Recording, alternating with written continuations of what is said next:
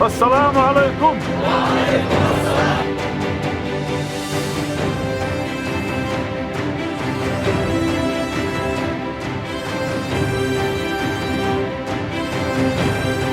От имени и по поручению мэра города Грозного Хасмагомеда Кадырова поздравляю вас с днем призыва на военную службу.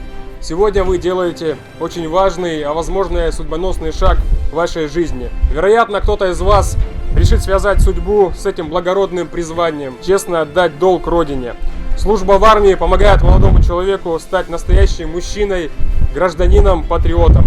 Первый президент Чеченской Республики, герой России Ахмад Хаджи Кадыров в тяжелое для республики время видел молодежь на передовой защиты Отечества.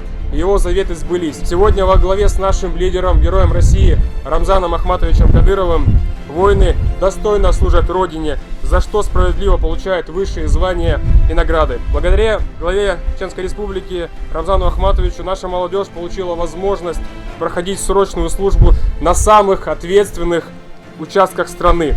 И за это время добилась впечатляющих результатов. В завершение хочу сказать, что нести воинскую службу – это удел настоящих патриотов своей Родины. Я уверен, что каждый из вас с этим справится. Дал это большую.